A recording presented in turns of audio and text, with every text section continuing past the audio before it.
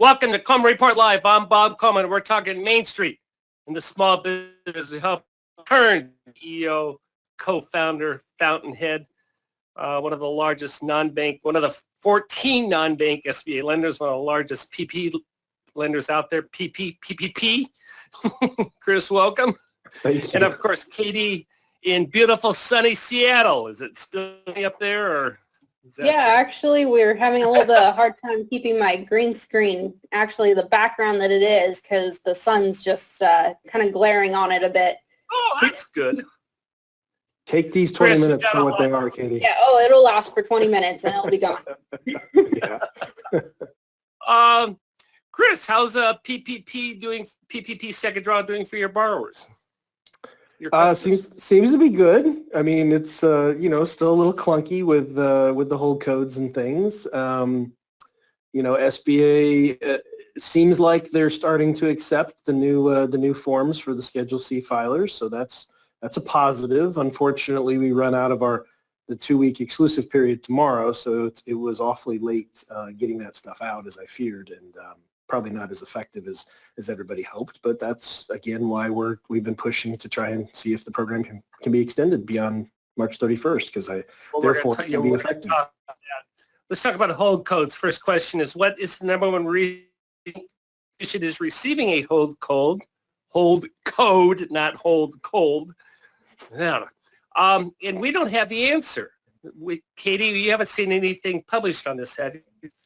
No, the SBA is not really saying exactly what the highest. I know the ones that are the most common are those 13 that lenders can now clear on their own. But other than that, we don't really know what order that's in.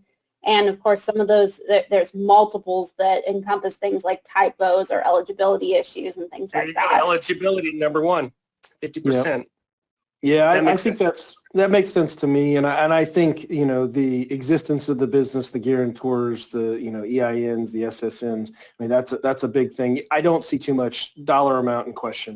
That no one does. That was mine. Yeah. I said I'll throw that in there. Okay, obviously. Yeah. And minor typos, those are actually somewhat easy to fix. It's the other issues that are causing still the drag. Chris, what type of eligibility? Oh God. Eligibility issues? Eligibility issues are you seeing?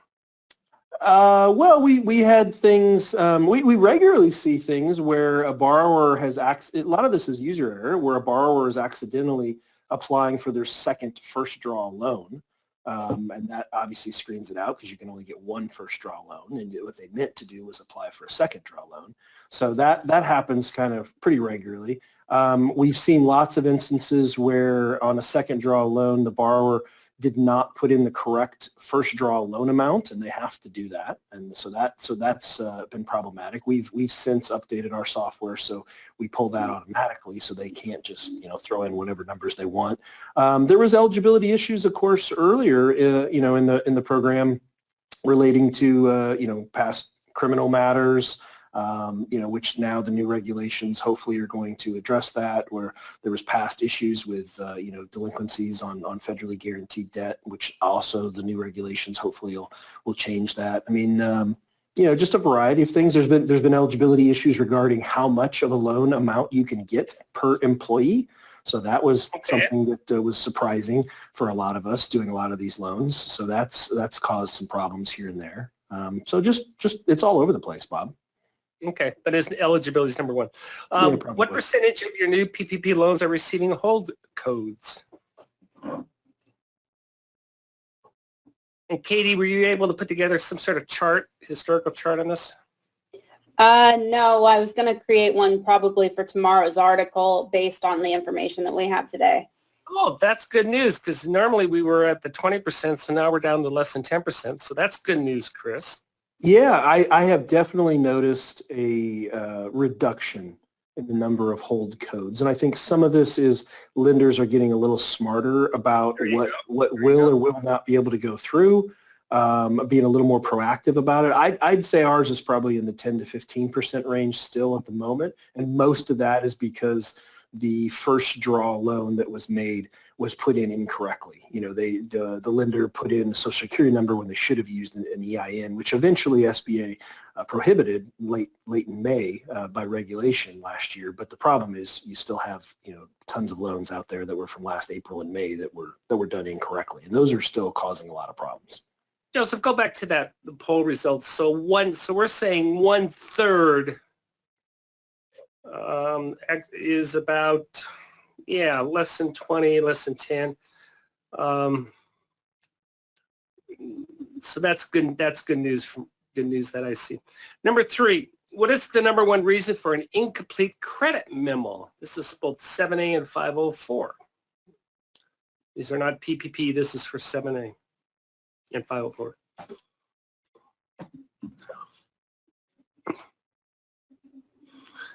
Chris, you want to take a guess? I would have said the credit elsewhere rule was not documented properly, that they did not have. Believe it or not, it's life insurance. Really? Yes, that's the number one reason. And maybe that's why, because people put 0, that's why they're getting kicked out. Well, now what does your question mean here, Bob? The number one reason for an incomplete credit memo, incomplete per SBA or incomplete per the SBA. lender? Okay. Per SBA, where it gets kicked out. Wow. I mean, and these are 7As. I'm shocked that that there's that many lenders out there that are not getting life insurance put in place when they should. Well, again, it says life insurance not addressed. The regulation is specific. You don't have to have a life insurance. You just need to address it. You do. That's right. And say, we're not going to get it because of the expense. There you go. But life insurance, if there's a collateral shortfall, needs to be addressed. And that's the number one reason loans are being kicked out. So that's interesting. I still think, though, the number one reason for repair and denials of guarantees is probably the credit elsewhere rule was not properly documented. What's that? But I didn't ask that. No, I know. I'm just... No, but you're right. I got to win one of these questions, right? There you go. There you go. And finally, does your institution use a COVID checklist for underwriting your loans?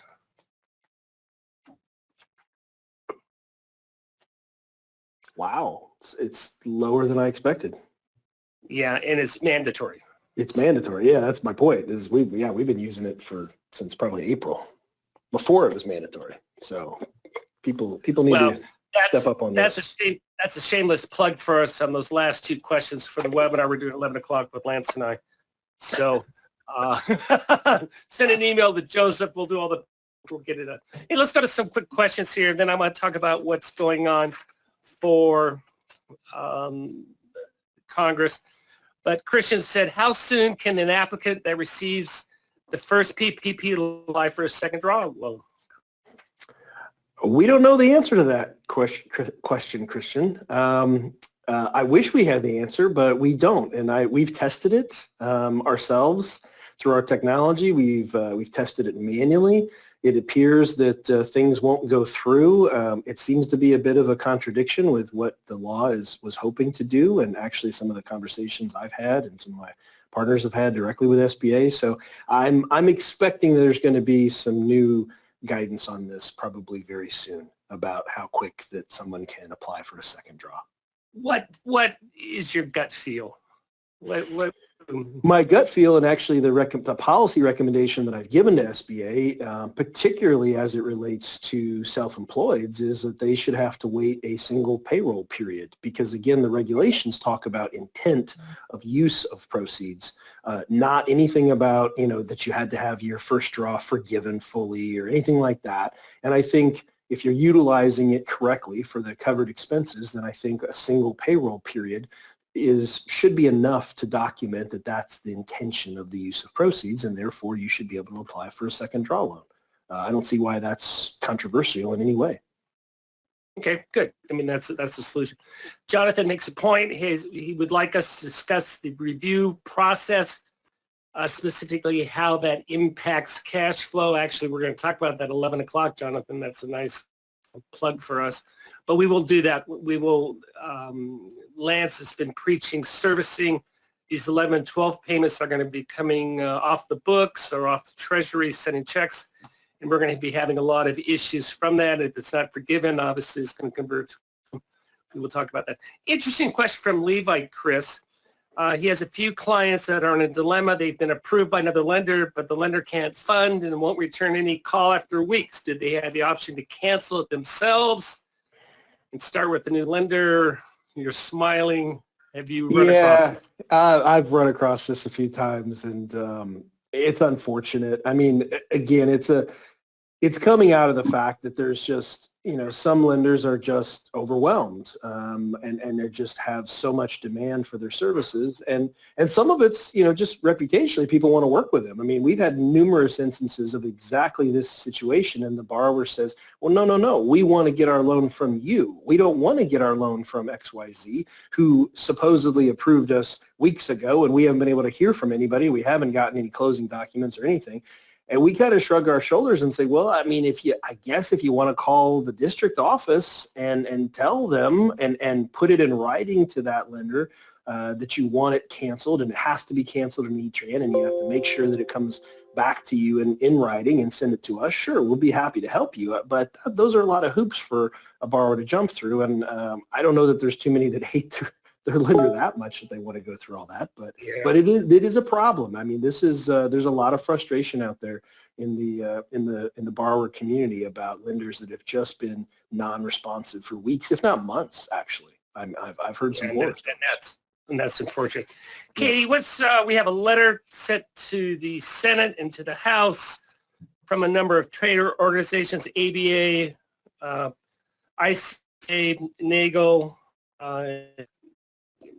bunch of about 10 or 12 institutions. What are they advocating? What do they want done? Yeah, so they're looking at those PPP hold codes and how that's holding up the loans from getting approved right now. And what they're advocating is just extending when SBA can approve these loans past March 31st. So any loans that are currently in the system that have holds on them, what they're saying is they would like those to still be handled after that March 31st deadline and have some that means you would have some approvals after that date, but they would still have already been submitted prior to the date. Chris, what do you think about that? I think it's big thinking on the part of these trade associations. I certainly, there's pluses and minuses to this. I think the purpose of the hold codes is obviously to stamp out fraud. I think everybody would admit that the validation process was probably a little too tight, and that's why we had some of the problems we've had and the frustrations they've caused and the delays. I'm not so sure clearing them all is a great idea. Then we're back to potentially having a lot of fraudulent submissions like we did last year. I think there's a compromise here. I think part of the compromise involves just frankly extending the program. I mean, that would seem to make a lot of sense. That would solve. Yeah, and maybe if SBA was a little more transparent about what exactly it takes to clear all of the hold codes and not just a few of the hold codes, I think that would also be very much welcomed by the lending community. I don't think SBA has quite been as transparent as they probably could be up to this point to clear these things, but it's going to take some time. And I applaud the trade associations for thinking so big and trying to propose this. But I think the simple solution is extend the program. Let some of these new regulations be as impactful as they can be. Chris, is SBA turning down these loans, or are they just hold code limbo? A lot of them are in limbo, and if they stay in limbo long enough, Bob, they just disappear. Yeah. Which is another problem, which means that the borrower is even more frustrated and the lenders are even more perplexed, and then they have to go through the process. So the borrowers, they're planning on the money and they can't get the money.